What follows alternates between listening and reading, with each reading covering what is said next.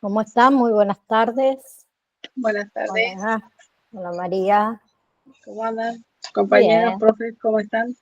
Gonzalo, ahí saluda también. Gisela, Victoria, Juliet y por ahí también anda Abigail. Ahí anda. ¿Cómo andan? Con un calor, chicos, terrible. Se viene el Acá verano. lloviendo desde ayer acá.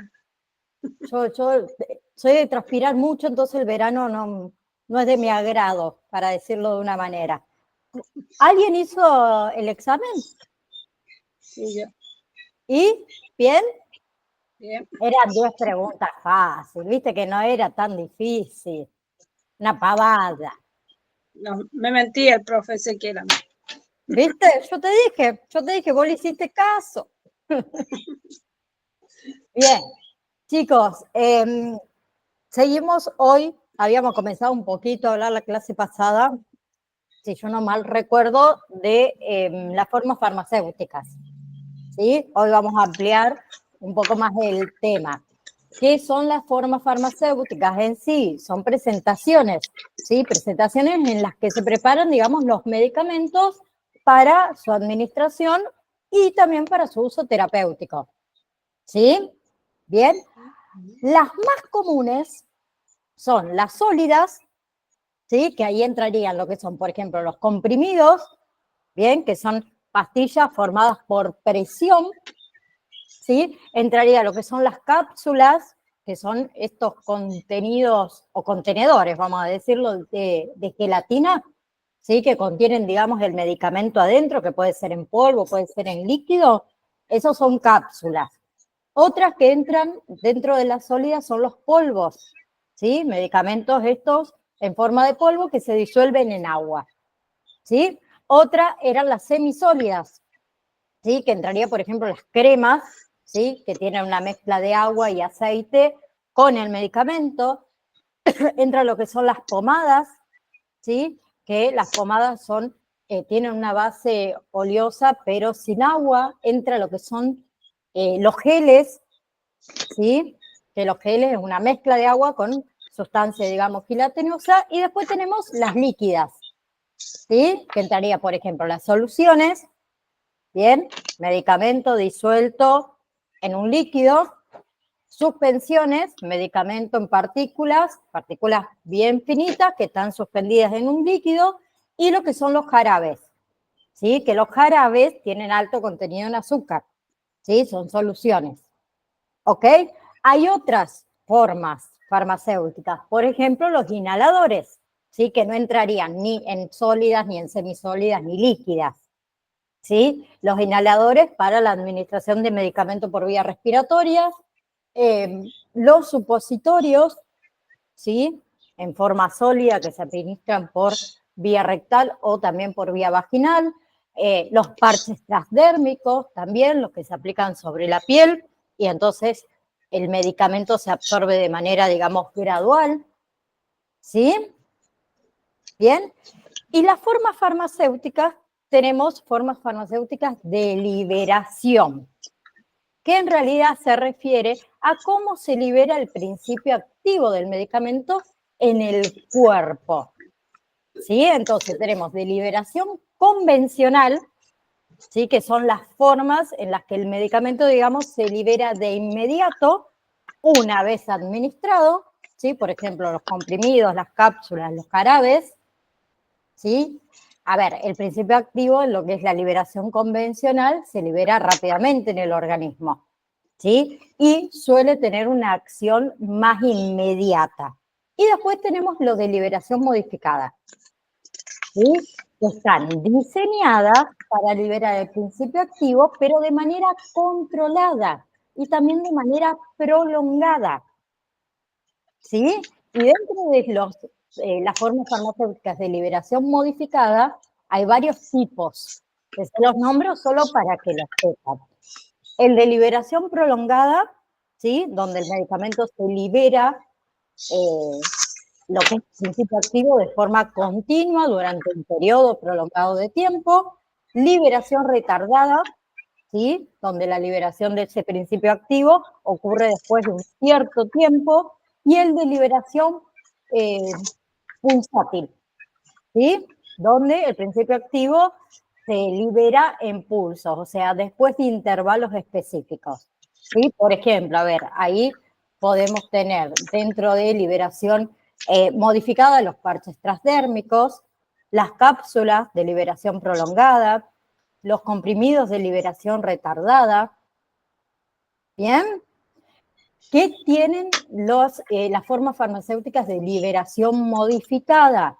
¿Sí? Que permiten en realidad mantener niveles estables del medicamento en el cuerpo, ¿sí? Y reducen mucho lo que es la frecuencia de administración.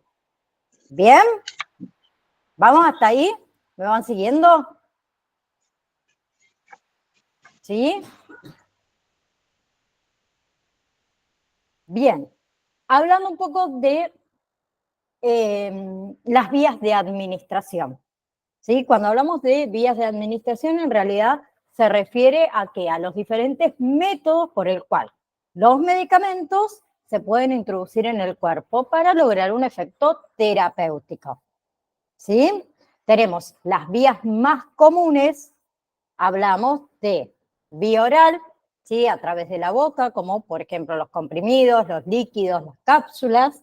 Tenemos intravenosa, ¿sí? Directamente en una vena, eso le permite una absorción rápida, una absorción directa, intramuscular, ¿sí? La inyección en un músculo, ¿bien? Que se utiliza para lo que son vacunas, se utiliza para ciertos medicamentos, subcutánea, ¿sí? La inyección, digamos, bajo la piel, como es el caso, por ejemplo, de la insulina, vía tópica, ¿sí? Aplicación en la piel, como son las cremas, las pomadas, los geles, transdérmica, ¿sí? A través de la aplicación de estos parches aplicados en la piel, ¿sí? Donde se libera el medicamento de forma continua.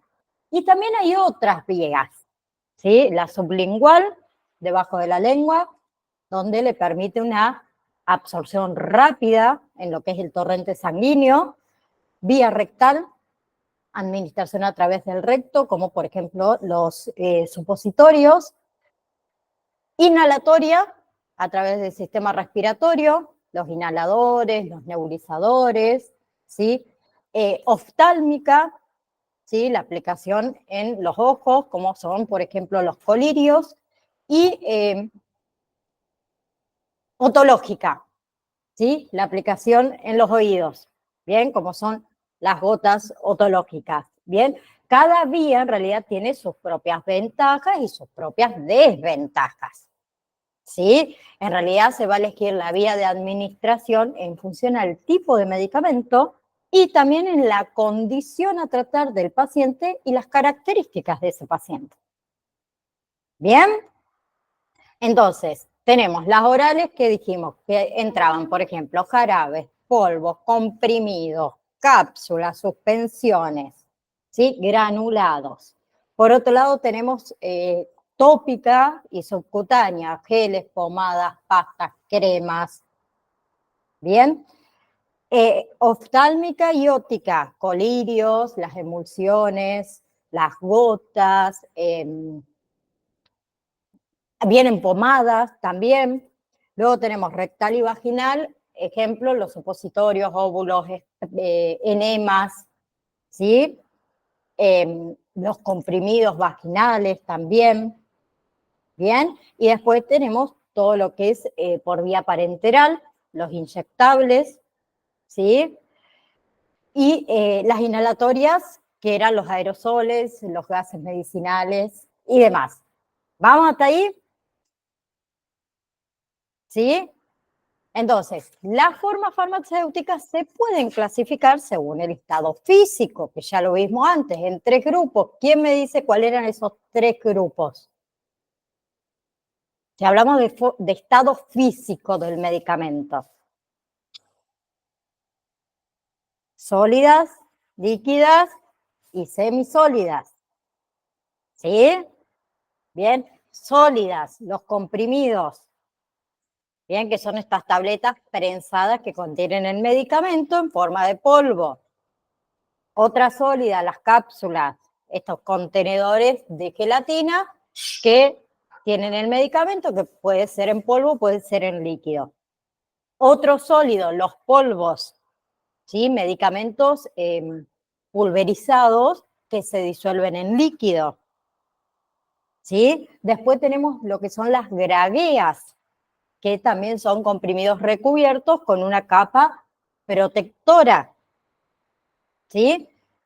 Después teníamos las líquidos o líquidas. Los jarabes eran uno, estas suspensiones líquidas que tienen alto contenido en azúcar, les comenté antes, las emulsiones, ¿sí? Las suspensiones también entran dentro de las líquidas, las soluciones, ¿sí? Semisólidas, cremas, pomadas, geles, pastas. Bien, quiero que se acuerden de esas cosas porque en los exámenes hay un múltiple opción donde quizás le pregunte, bueno, marque las opciones correctas de cuáles son los ejemplos de formas farmacéuticas, qué sé yo, líquida, vamos a suponer. Y les mezclo todo. ¿Sí? Les puedo poner desde comprimidos hasta inyectables, hasta suspensiones, hasta cremas, y ustedes me van a tener que decir cuáles son las líquidas de todas las que le puse. ¿Bien? Bien. Ahora, entrando a lo que es vía de administración oral. ¿Sí? Es una de las formas, digamos, más comunes, ¿sí? Más convenientes también para tomar un medicamento. ¿Sí? Entonces vamos a ver un poquito, o vamos a charlar, mejor dicho, un poquito de las características de la vía de administración oral. ¿Sí? Una de las características que tiene, que es muy buena, es la comodidad. ¿Sí?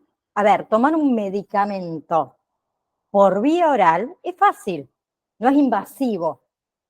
¿Sí? Bien, y muchas veces también mejora la adherencia del paciente. Bien.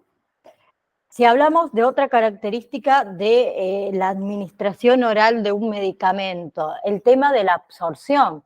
Los medicamentos se absorben en lo que es el tracto gastrointestinal, ¿sí? Principalmente en lo que es el intestino delgado, y pasa a lo que es el torrente sanguíneo, ¿sí? Otra característica es la variedad de formas. ¿Sí? Los medicamentos orales vienen en varias formas, comprimidos, soluciones, cápsulas, jarabes, suspensiones. ¿Sí? Bien, y si ya hablamos de lo que es el tiempo de acción, va a variar dependiendo del tipo de medicamentos. Hay algunos que actúan rápidos y hay otros que, por ejemplo, tienen liberación prolongada. ¿Qué era la liberación prolongada? Que yo lo dije antes.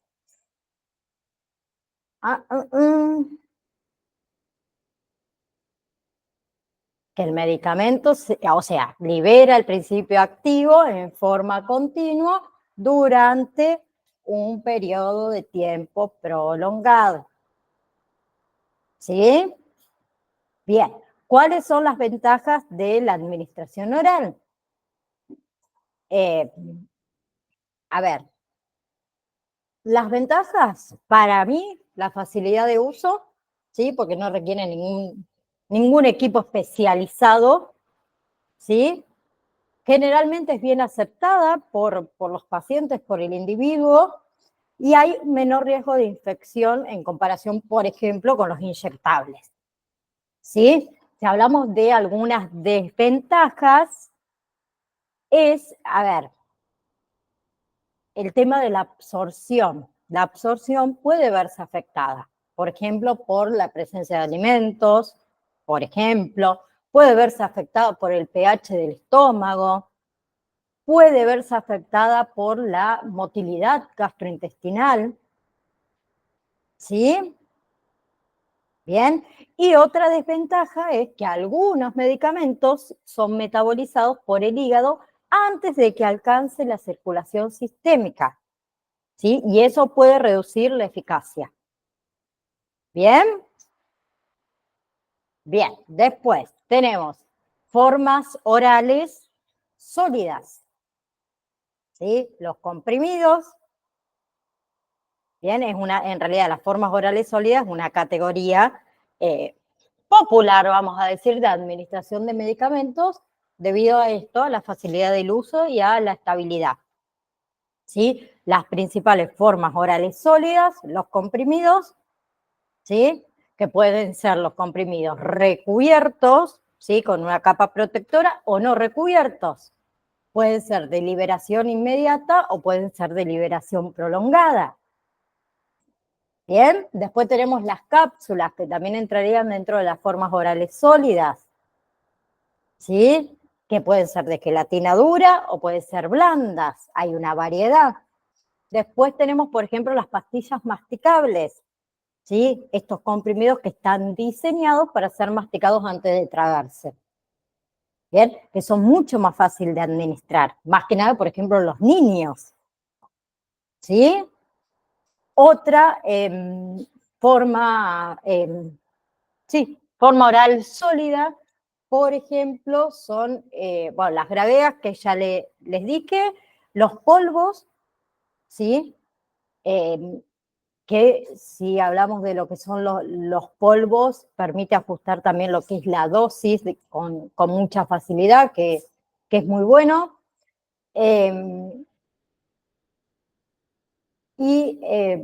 Bueno, los comprimidos, las ventajas en realidad que tienen es que es de fácil fabricación, es fácil de almacenar, tienen una dosis precisa, una dosis estable, ¿sí? Alguna desventaja que puede tener los comprimidos es en algunos pacientes que tienen dificultad para tragar, por ejemplo, ¿sí? Otra desventaja es que se requiere agua para la administración de los comprimidos, ¿sí? Bien, las cápsulas, ¿qué ventajas tienen?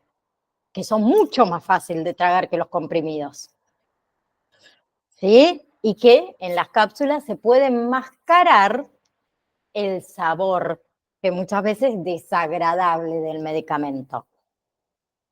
¿Bien? ¿Cuáles las desventajas, por ejemplo, de las cápsulas? Que son más costosas para producirlas, ¿sí? Que no se puede dividir para ajustar la dosis, ¿sí? No las podemos romper a las cápsulas. ¿Bien? Y otra desventaja que tienen las cápsulas es que pueden ser inadecuadas para personas con restricciones dietéticas, ¿sí? Por el tema de la gelatina. ¿Bien? Las pastillas masticables, las ventajas ideales para niños, ni hablemos también para adultos que tengan por ahí dificultad para tragar, ¿sí? Suelen tener un mejor sabor, ¿bien? No se requiere agua para la administración, ¿sí? La desventaja que tienen, por ejemplo, las pastillas masticables es que tienen alto contenido de azúcar, la mayoría, ¿sí? Bien, y otra cosa que tiene como desventaja, que la dosis puede ser menos precisa. ¿Bien? Bien. A ver, por ejemplo, los polvos, que también se los nombré. ¿Qué ventaja tienen los polvos? Que puede ser fácil o fáciles de ajustar la dosis, ¿sí? Tienen una absorción rápida cuando se disuelve en agua, ¿sí? La desventaja que tienen es con respecto al transporte y al almacenamiento, más que nada. Son menos convenientes, ¿sí? Y puede ser que tenga un sabor desagradable, no todos, pero algunos sí. ¿Bien? Y que obviamente se requiere agua para la administración. ¿Sí? Bien. Yo antes les dije que existen varios tipos de cápsulas. ¿Se acuerdan cuáles eran? En realidad son dos. 2 o 3. Bueno, las que más conocen ustedes son 2. Cápsulas de gelatina dura o de gelatina blanda. ¿Sí? Las cápsulas de gelatina dura contienen el medicamento en forma de polvo o en forma de gránulos. ¿Sí? Bien, ¿y qué tienen? 2 partes, un cuerpo y una tapa, que se ensamblan y adentro está llenito de granulitos o de polvos. Bien, por ejemplo, los multivitamínicos.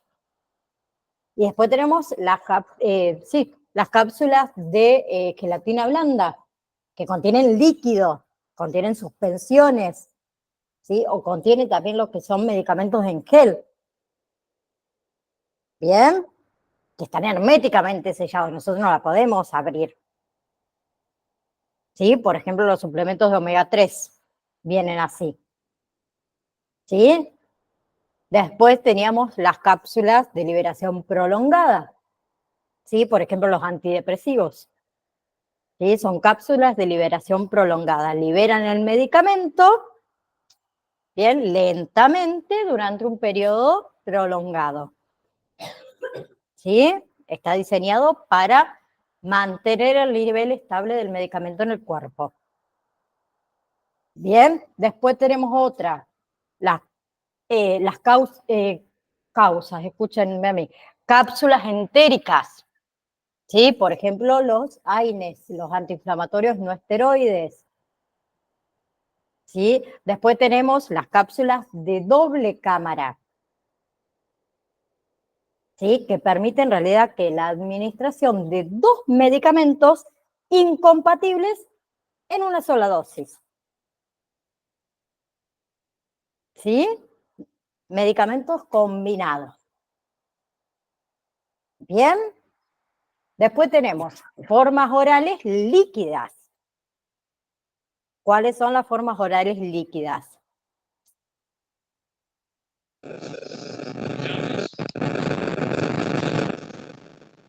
Los Juliet, jarabes, los jarabes, bien, las soluciones, la las suspensión, suspensiones, las bien, suspensiones preparadas, ¿no?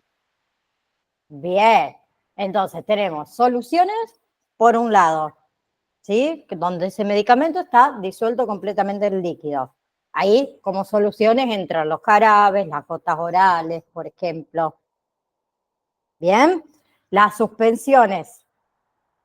Bien, por ejemplo, a ver, la amoxicilina en suspensión. Bien, donde el medicamento está en forma de partículas muy finitas suspendidas en el líquido. ¿Sí? Bien, ¿cuál es la desventaja, por ejemplo? La desventaja que tiene las suspensiones, ¿sí? Que necesitan sí o sí ceras quitadas antes de cada uso. Bien, y si Y por lo general no se pueden tener más de 7, 8 días, no se pueden utilizar. cuando se termina el tratamiento se descarta, sí o sí, no se puede volver a usar. Y si tienen la rayita que se le coloca agua hasta acá, se le coloca hasta acá, no hasta acá. Bien, porque perdemos efecto, ¿no? Bien. Exacto. Otro ejemplo eran los jarabes, que ustedes lo nombraron, ¿sí? Y las emulsiones también, ¿sí? Por ejemplo, todo lo que son los aceites medicinales emulsionados. Bien. Después tenemos vía de administración sublingual. ¿En qué consiste? En colocar el medicamento bajo la lengua, donde se disuelve, donde se absorbe directamente a través de la mucosa bucal hacia el torrente sanguíneo. Hace efecto más rápido, ¿no es cierto? Bien, tiene efecto rápido. Sí, es fácil de administrar, no se requiere de agua, no se requiere de ninguna herramienta adicional para ser administrado. ¿Sí? A diferencia, de lo que son los otros medicamentos orales tradicionales, lo que tiene la vía de administración sublingual es que pasa por el hígado antes de llegar a la circulación sistémica. ¿Sí? Eso hacen casi todos los medicamentos. En cambio, los medicamentos sublinguales no pasan por el hígado. Van directamente a la circulación sistémica. Por eso son de rápida acción. ¿Sí? Bien. A ver, ¿cuáles son los usos más comunes? Uno toma medicamentos por vía de administración sublingual, por ejemplo, a ver, medicamentos para el dolor. ¿Sí? A ver, la nitroglicerina, ¿sí? Para la angina de pecho. Bien, ansiolíticos como es el lorazepam. Bien, hay hormonas también. Hay algunas formas de terapia de reemplazamiento hormonal que vienen para administrarse vía sublingual. El ketorolac también cuando está con mucho dolor de muela. También. Sublingual. Sí, sublingual. Exacto. ¿Sí? A ver, ¿qué desventajas podemos nombrar acá? ¿Sí? Que está limitado a ciertos tipos de medicamentos. No todos los medicamentos pueden ser, digamos, formulados para administración sublingual. ¿Sí? Y otra desventaja, no de todos, el tema del sabor y la sensación por ahí, que puede ser desagradable. ¿Sí? Bien, a ver, la vía sublingual, como dijo la compañera, es especialmente útil en situaciones que requieran una acción rápida y efectiva. ¿Sí? Luego tenemos vía de administración rectal. ¿En qué consiste? En la introducción del medicamento a través del recto. ¿Sí? Y es bastante útil, es una vía bastante útil para diversas circunstancias. ¿Sí? Una de las características que tiene la vía de administración rectal es que los medicamentos son absorbidos en la mucosa del recto. Entonces, le permite la entrada al torrente sanguíneo. ¿Sí? Y es muy similar también a la vía sublingual, porque evitan el primer paso hepático.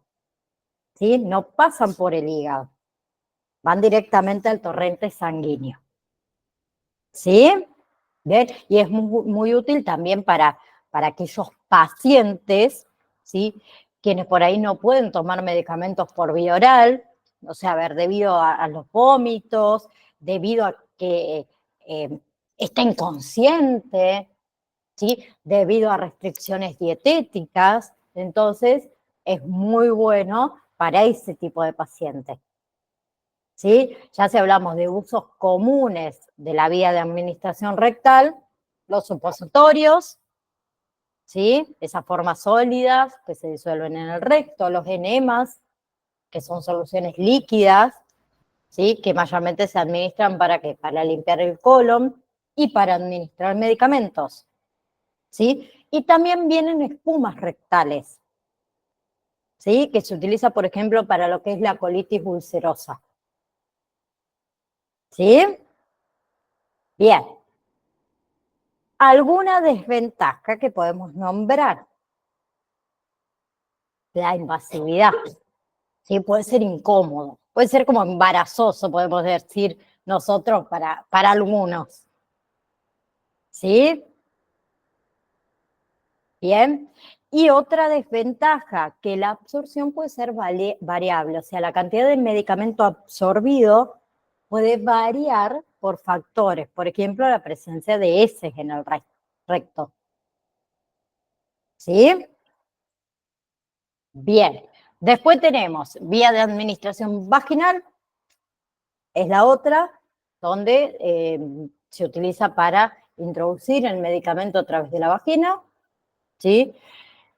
A ver, las mujeres más que nada lo utilizamos para tratamiento de afecciones ginecológicas o también algunas otras condiciones. ¿Sí? ¿Qué tiene como característica la vía de administración vaginal? Que los medicamentos pueden actuar localmente en la vagina, ¿sí? O pueden ser absorbidos en el torrente sanguíneo para lo que es el efecto sistémico, ¿sí?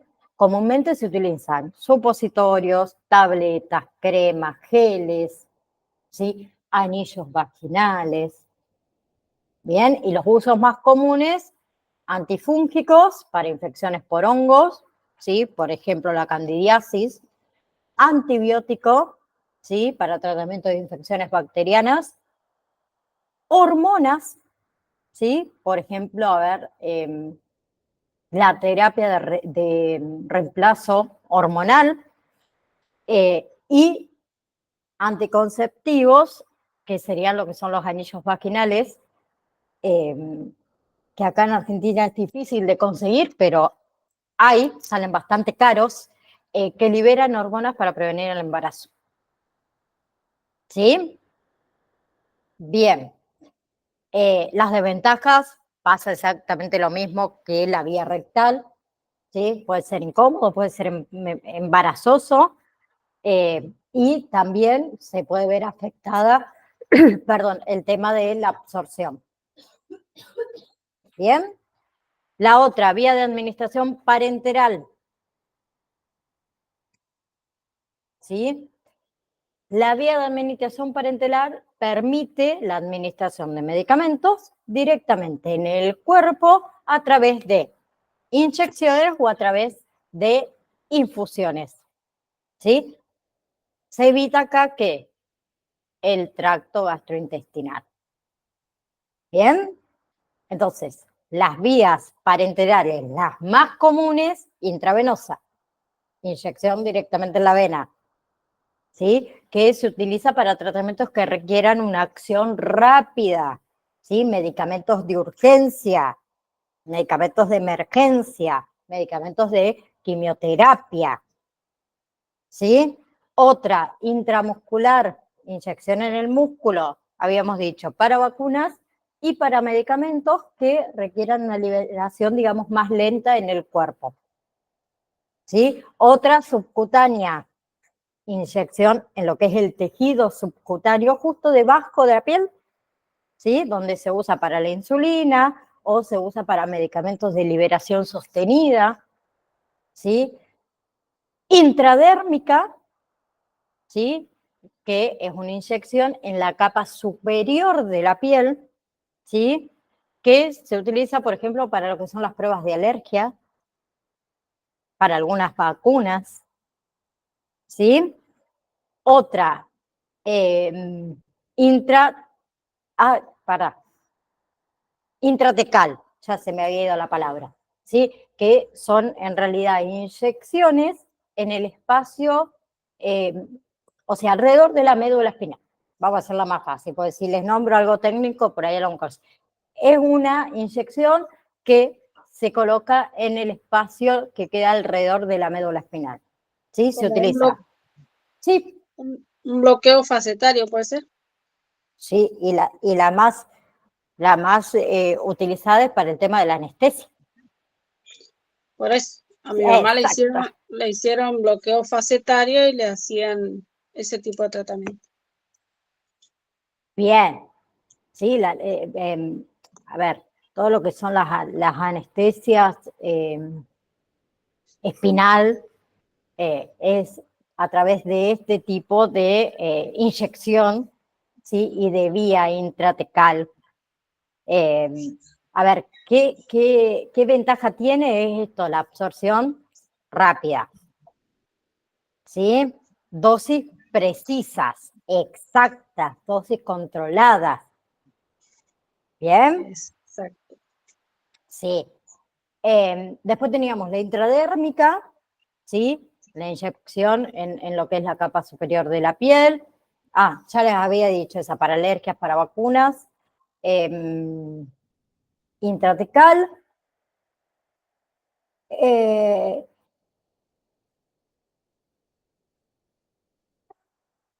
bueno, se me fueron. Bueno, ahora Intraperi sí, intraperitoneal. Sí, ahora la dividimos en intravascular y extravascular y ahí la decimos. Se me había ido, gracias María del Río, perdón, se me fueron las palabras. Sí, las vías de administración parenteral, como nombró ahí también algún ejemplo la compañera, se dividen en intravascular y extravascular. ¿Sí? En realidad ambas tienen aplicaciones, podemos decir, específicas según el medicamento y según la condición a tratar. Y ahí teníamos la intravascular, que entra intraarterial, intracardíaca, ¿sí? Intravenosa. Y la extravascular entra subcutánea, epidural, intradérmica, ¿sí? Intratecal, intraarticular también, intramuscular y intraperitoneal. ¿Sí? Bien, entonces vamos a nombrar las que no nombramos antes, la intraperitoneal, por ejemplo, ¿sí? Que es una inyección en lo que es la cavidad peritoneal, o sea, en la cavidad abdominal. ¿Sí? Bien. Bien, a ver, es muy común que se utilice este tipo de inyectables, más que nada para investigaciones, ¿sí? Con animales, con humanos, ¿sí? Y también está usado muchas veces para quimioterapia, ¿sí? A ver, ¿qué tiene de ventaja? Que le permite una superficie de absorción muy amplia, ¿sí? Las desventajas, como cualquier inyectable, riesgo de infección y dolor en el sitio de inyección, ¿sí? Bien. Intramuscular la nombramos, subcutánea la nombramos, intraarterial no la dijimos antes, ¿sí? Es esta inyección directamente en una arteria, bien, permite una administración directa en lo que es la zona afectada, bien. ¿Qué desventaja tiene la intraarterial? Riesgo de daño arterial, ¿sí? Y una alta dificultad técnica para la colocación. ¿Bien? Bien. Intradérmica también la nombramos, intracardíaca, ¿sí? Se administra el medicamento directamente en el corazón, ¿sí? Más que nada, específicamente, digamos, en los ventrículos, ¿bien? Se usa generalmente para situaciones de emergencia extremas, ¿sí? Un caso de, a ver, un paro cardíaco, ¿sí? Cuando ninguna otra vía es efectiva, ¿sí? Bien. ¿Cuál es la desventaja? Pata, fíjate si está por llover, porfa. ¿Cuál es la desventaja que tiene la intracardíaca? Que es Por altamente... ejemplo, Sí, la ¿cómo es? adrenalina se coloca directamente así. Depende. Si está en un paro cardíaco. Si no hay ningún otro tipo de vía de administración, sí, si no se coloca en vena. ¿Sí? A ver, ¿qué tiene colocarle directamente en el corazón? Que es sumamente invasiva, ¿sí? Que requiere de especialistas, ¿sí? No una enfermera, no un médico clínico, no un paramédico, ¿sí? Que tiene alto riesgo de complicaciones como es el daño cardíaco y las infecciones, ¿sí? Bien, si no, si tenemos vía intravenosa para hacerlo, se hace por ahí. Bien, si ya no queda otra, bueno, el médico va a ir por la intracardíaca. ¿Sí? A ver, ¿en qué caso se utilizan cualquiera de todas las que vimos, las vías parenterales? ¿Sí? A ver, se utiliza porque acá pasa mucho algo con nosotros, los seres humanos que nos enfermamos. Ay, no, me voy a colocar un inyectable porque es mucho más rápido, porque Porque me tengo que levantar a las 4 de la mañana a tomar el medicamento y la verdad que no me despierto, porque es más fácil, me coloco uno por día, no tengo que andar poniendo el despertador cada 12 horas, cada 8 para tomarlo. ¿Qué tienen todos los inyectables o lo que fuera que uno utiliza por cualquier tipo de vía parenteral? Que solamente se utiliza en caso de emergencias, para tratamientos rápidos, ¿sí? En donde se requiere en realidad una acción inmediata. Bien, un paro cardíaco, un shock anafiláctico, ¿sí? O, a ver, el paciente no puede deglutir, bueno, se coloca un inyectable, ¿sí? En realidad se coloca especialmente cuando las vías de administración no son adecuadas y no son eficientes las demás, y bueno, se utiliza la vía parenteral. ¿Sí? ¿Bien? A ver, cuando hay incapacidad de usar la vía oral, por ejemplo, cuando se tiene que administrar grandes volúmenes, por ejemplo, la rehidratación, la nutrición, ¿sí? Que se administran fluidos intravenosos, que se administra nutrición parenteral total en un paciente que no puede ingerir alimentos. Perfecto, ¿sí? Otra, ¿cuándo se utiliza? Cuando quieren evitar el primer paso hepático. ¿Cuál era el primer paso hepático?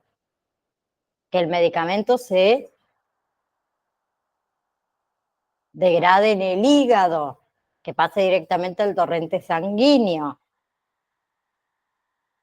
¿Sí? En esos casos. ¿Bien? ¿Por qué? Porque existe un gran riesgo de infección, primero que todo, ¿sí? No todos están preparados para colocar inyectable, esa es otra. A ver, a mí me pasó algo muy loco la semana pasada y esta semana. Yo tengo a mi suegro en terapia intensiva hace 15 días y el miércoles pasado me tuve que ir al pueblo para acompañar a mi esposo y íbamos de visita a terapia que 11:30 te dejan pasar un ratito y a las 7:30 de la tarde otro. Y veo una mujer en terapia que es la que te abre, que te prepara, digamos, para entrar a terapia, que me daba un parte mejor que el médico. Yo dije, esta señora, no la conozco, digo, esta señora debe tener una experiencia, pero por Dios, ¿quién es? Entonces se me dio por preguntarle si era enfermera. Y yo me quedé helada con lo que me contestó. ¿Saben quién era? La señora que limpia el hospital.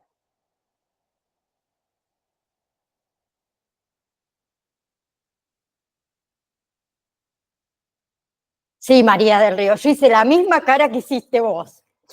Así, Por así lo quedé. general, los enfermeros de la UTI están más preparados que los enfermeros, a ver, quien hace el cursado de enfermería y el que hace el cursado de enfermería de la UTI son distintos.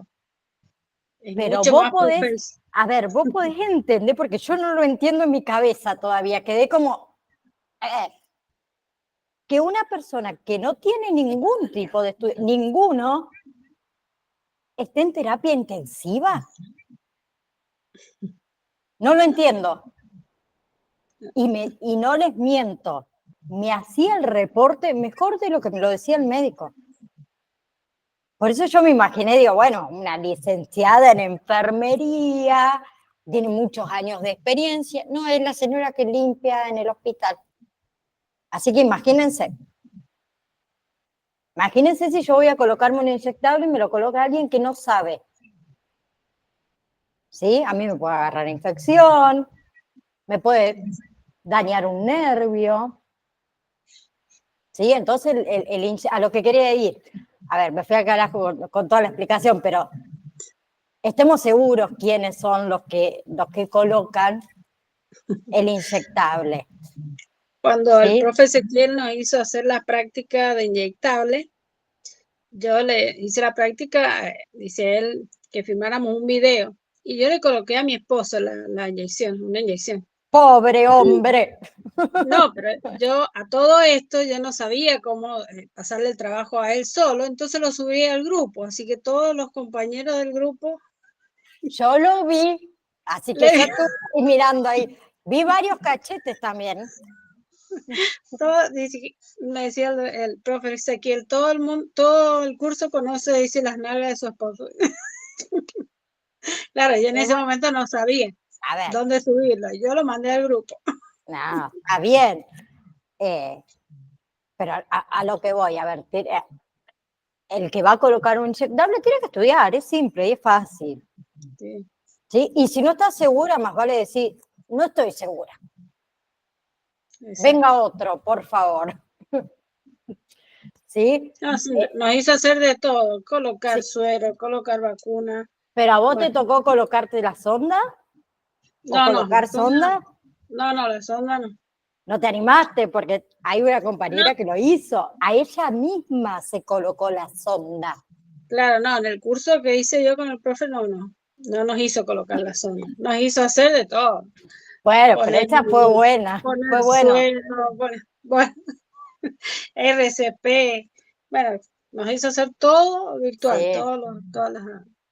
Sí, sí. todas las A ver, prácticas. por ejemplo, todo lo que son inyectables intramuscular, ¿a dónde se coloca el lugar de la inyección?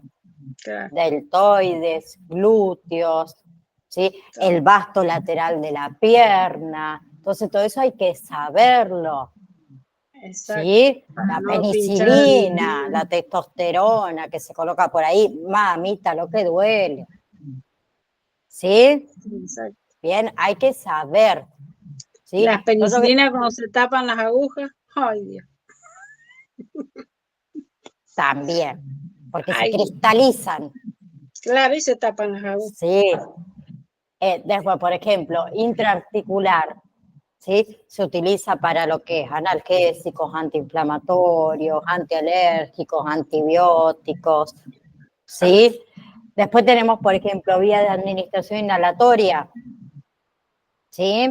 Que permite la entrada, digamos, directa del medicamento a los pulmones.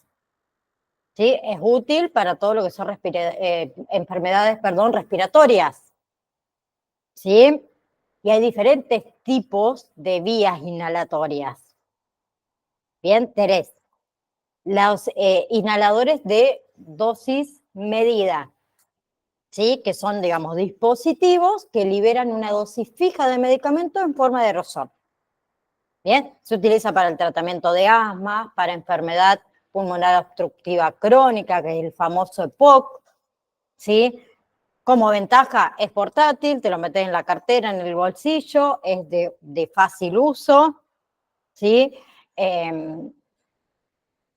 Después tenemos los inhalatorios en polvos secos, ¿sí? Que son también dispositivos que liberan el medicamento en forma de polvo seco en este caso, ¿sí? Que uno tiene que inhalar profundamente y ahí ingresa a los pulmones, que también se utiliza para EPOC y se utiliza para asma, ¿sí? Bien, la desventaja que tiene es que uno tiene que inhalar muy fuerte y muy profundo para que sea efectivo. Después tenemos los nebulizadores, ¿sí? Estos dispositivos que convierten el medicamento líquido en una niebla, ¿sí? Que uno lo inhala a través de una máscara, de una boquilla, ¿sí? Que también se utiliza para enfermedades respiratorias, en niños muy común, en personas mayores muy común, EPOC también, asma también, ¿sí? ¿Qué ventaja tienen los nebulizadores? Que no requiere coordinación, que no requiere esfuerzo de inhalación, ¿sí? ¿Qué desventajas tiene? Que es menos portátiles, ¿sí? Bien, viene uno ahora, que yo le compré a mi mamá tiene POC, yo le compré un nebulizador que es de este tamaño y viene con batería, que vos lo podés transportar. ¿sí? Vos lo enchufás, se carga y después lo podés utilizar no más de 2 veces, obviamente, no es que la batería te dura mucho tiempo, pero es un nebulizador que tiene un motorcito de este tamaño, donde colocas y te lo podés llevar. Que lo compré por Mercado Libre. No le tenía fe, yo dije, se rompe la segunda. No, viene bien la cosa, ¿sí? A ver, todo lo que son las ventajas de las vías, sí, de la vía de administración inhalatoria es que el medicamento llega directamente a los pulmones, ¿sí? Entonces proporciona un alivio rápido, ¿sí? Bien, a ver, otra ventaja, que reduce la cantidad de medicamentos que entran en el torrente sanguíneo, entonces disminuye también lo que es el riesgo de efectos secundarios. Bien, y se utiliza más que nada para enfermedades respiratorias. ¿Sí? Bien, algo que también con el tema de los inhaladores, ¿sí? El tema de las cámaras espaciadoras y los tubos espaciadores, que en realidad son dispositivos que se utilizan para mejorar la eficacia en esta terapia inhalada, ¿sí? Bien, a ver, la cámara o las cámaras espaciadoras se colocan entre, no tengo ninguna acá, se la di a mi sobrina, perdón, se colocan entre el inhalador, ¿sí?, de dosis medidas y la boca del paciente. O sea, ustedes van a tener el inhalador acá, la cámara espaciadora, ¿sí?, y la boca del paciente, ¿sí? Entonces permite que el medicamento se libere en una cámara, que es esta, que es un tubo, antes de ser inhalado. Bien, lo que le va a facilitar la inhalación de la dosis completa. Voy a buscar en internet un espaciador, una cámara espaciadora, así se los coloco ahí. Ahí tiene el inhalador, María, y va ahí la cámara. Que va acá y se dispara de acá y absorbe todo directamente. Exactamente. Bueno, acá tengo una que es, bueno, no importa si es cara o no es cara, les voy a mostrar. Denme un segundo y se los pongo en un PowerPoint ahí medio rápido. Así lo vemos.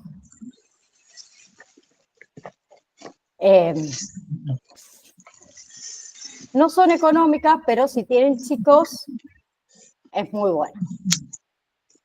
Ahí les comparto la cámara. Bueno, ahí María tiene el inhalador y yo acá les muestro la cámara, ahí se va a compartir, que se va a colocar en esta punta el inhalador, ¿sí?, que tiene ahí, que mostró recién la compañera María del Río, y del otro lado la boquita. Exactamente, entonces lo van a apretar y uno va a ir respirando todo lo que queda en esta cámara espaciadora. Hay que tomarse el tiempo, no hay que apretar y sacarse ya la cámara, ¿sí? Mejora en realidad todo lo que es la entrada del medicamento a los pulmones. Bien, y una ventaja que también tiene es que reduce todo lo que son los efectos secundarios locales, ¿sí? La candidiasis en la boca, en la garganta, ¿sí? A ver, el paciente se utiliza mucho también cuando el paciente tiene dificultad para usar inhaladores correctamente, los niños, por ejemplo, las personas mayores.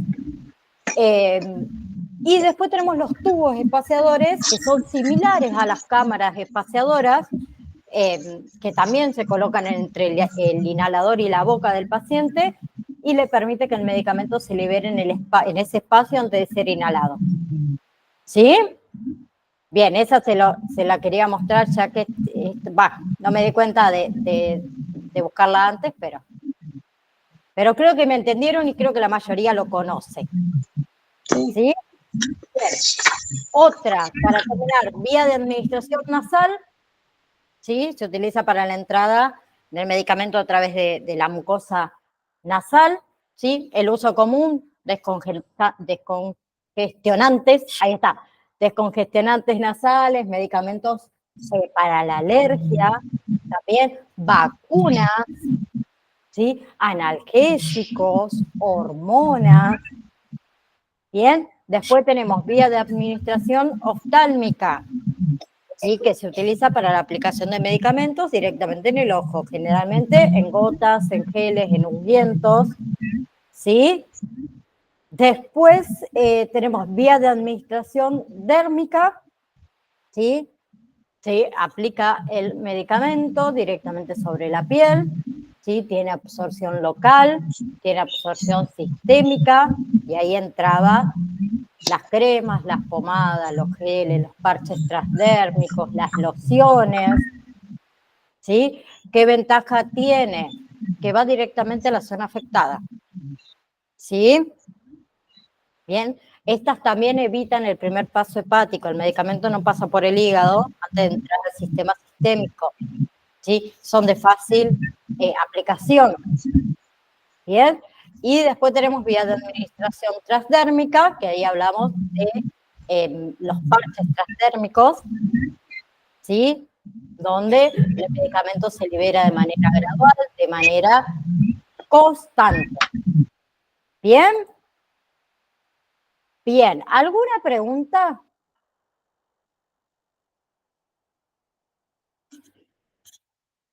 ¿No? Bueno, escuchen. El módulo 2 era corto. La clase que viene nosotros vamos a arrancar con el módulo número 3, pero todavía no tienen fecha de validación del módulo 2. ¿Sí? Vamos a dar tiempo. ¿Ok? Entonces, clase que viene nosotros vamos a comenzar con lo que es el módulo número 3, ¿sí? Pero todavía no van a tener el examen del módulo número 2. ¿Ok? ¿Sí? Entonces, clase que viene, empezamos con biofarmacia, nociones de biología y metabolismo, aparatos y sistemas, ¿sí? ¿Va a subir PDF, profe, en el...? Sí, ahora ya les habilito, apenas termino el otro curso a las 4, les habilito el módulo número 3. ¿Sí? Bien. Bien. ¿Bien? Bueno, chicuelos, gracias por estar. Les mando un saludo enorme a cada uno de ustedes. Vayan a descansar un poco. Y quien tenga que rendir, acuérdense que tienen hasta mañana para rendir la validación número 1, ¿sí? Bien, háganla, que es fácil, no tengan miedo. Gracias, gracias. Les Chao, profe, gracias. mando un saludo enorme, un beso enorme. Chau, chau. Igual, saludo a todos los compañeros. Chao, profe.